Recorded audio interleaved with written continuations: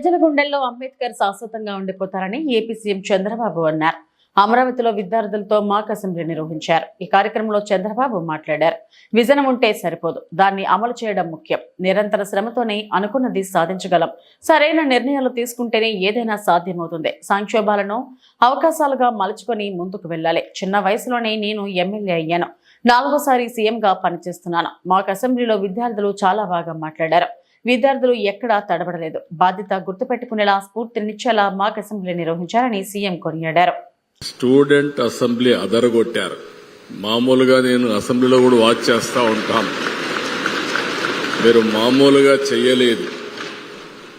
మిమ్మల్ని చూస్తే ఇదే నేను ఎప్పుడూ కోరుకుంటాను. అసెంబ్లీ ఒక ఆదర్శంగా ఉండాలని కోరుకుంటాం. చాలాసార్లు మా ఎమ్మెల్యేలకైతే నేను శిక్షణా కార్యక్రమాలు కూడా పెట్టా. కానీ చాలా తక్కువ సమయంలో మీ యొక్క ప్రవర్తన, మీ యొక్క ఇది చూస్తే వండర్ఫుల్ పర్ఫార్మెన్స్. మరొక్కసారి మిమ్మల్ని అందరినీ మనస్ఫూర్తిగా అభినందిస్తున్నా. Assembly this 26th day of November 1949 do hereby adopt, enact and give to ourselves this constitution. ఈ రాజ్యాంగం రాసుకునేది మన కోసరం, మనం రాసుకున్న రాజ్యాంగం ఇది. ఇప్పుడే ఈ రాజ్యాంగాన్ని చెప్పినప్పుడు చాలా విషయాలు చెప్పారు. ఇది చూసినప్పుడు నేను 28 సంవత్సరాల్లో ఎమ్మెల్యే అయ్యాను. అంబేద్కర్ గారు శాశ్వతంగా ప్రజల గుండెల్లో ఉంటారు, దీంట్లో అనుమానమే లేదని చెప్పి కూడా మరొకసారి మీ అందరికీ విజ్ఞప్తి చేస్తున్నా.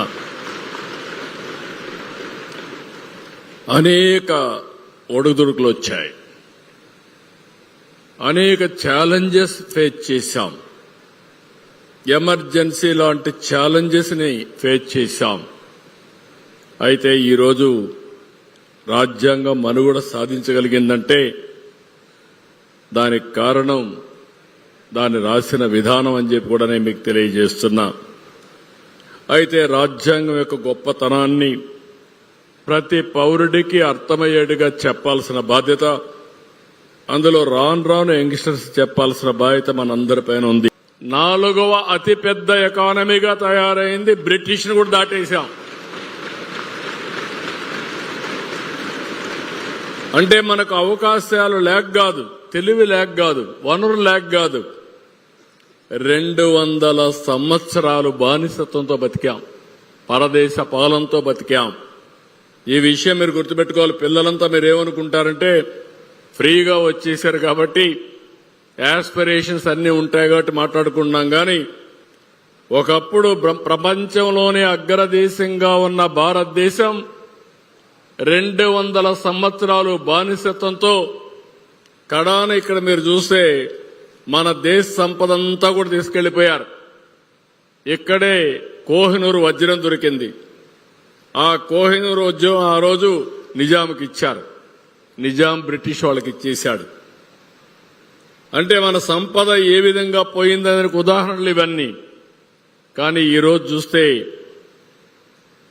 ప్రధానమంత్రి గారిని మనం ఒక్కసారి ఆలోచిస్తే, నేను ఒక మాట చెప్పాను ముందుగా, ఈ దేశానికి వచ్చినటువంటి అనేక సార్లు మొట్టమొదటిసారిగా మనం సోషలిస్టిక్ ఎకానమీకి వెళ్ళాం. దాంతో 47 నుంచి 91 వరకు ఇండియా అంటే ప్రపంచమంతా చిన్న చూపు చూశారు. మొట్టమొదటిసారిగా 1991లో పివి నరసింహరావు గారు, తెలుగు బిడ్డ, ఈ రాష్ట్రంలో పుట్టిన వ్యక్తి, ఎకనామిక్ రిఫార్మ్స్ కు నాంది పలికాడు. అది పెద్ద గేమ్ చేంజర్ గా భారతదేశానికి వచ్చింది. అక్కడి నుంచి మీరు చదువుకున్న మీ భవిష్యత్తు, బ్రహ్మాండమైన భవిష్యత్తు వచ్చే పరిస్థితికి వచ్చింది. అక్కడి నుంచి మీరు ఒకసారి ఆలోచిస్తే, ఈరోజు మన ప్రధానమంత్రి గారు వచ్చిన తర్వాత నరేంద్ర మోడీ గారు వచ్చిన తర్వాత మీరు చూస్తే 11 ఏళ్లలో 11వ ఆర్థిక వ్యవస్థ 4వ ఆర్థిక వ్యవస్థ కింద వచ్చింది. నెక్స్ట్ ఇయర్కి 3వ ఆర్థిక వ్యవస్థగా తయారవుతాం. 38కి 2వ ఆర్థిక వ్యవస్థగా తయారవుతాం. 47కి 100 సంవత్సరాల స్వాతంత్రం వచ్చే సందర్భంగా నెంబర్ 1 ఎకానమీ అంటే దానికి చిరునామా భారతదేశం. 100 సంవత్సరాల కంటే ముందు బానిసత్వం, 100 సంవత్సరాల తర్వాత ప్రపంచంలో అగ్రరాజ్యంగా భారతదేశం ఉంటుంది. మీరు రాసి పెట్టుకోండి. ఎన్నో ఏళ్లు కాదు ఇవి, 25, 47. మీ వయసే 15, 14 ఇంకా ఆ ఏజ్ లో ఉంటారు. 13 టీనేజర్స్ అంతా పిల్లలు. ఎగ్జాక్ట్ గా మీరు పెళ్లిళ్ళయ్యే కొందికి లేకుంటే మీకు పిల్లలు పుట్టే సమయంలో భారతదేశం అగ్రరాజ్యంగా ఉంటుంది, నెంబర్ 1 ఎకానమీగా ఉంటుంది.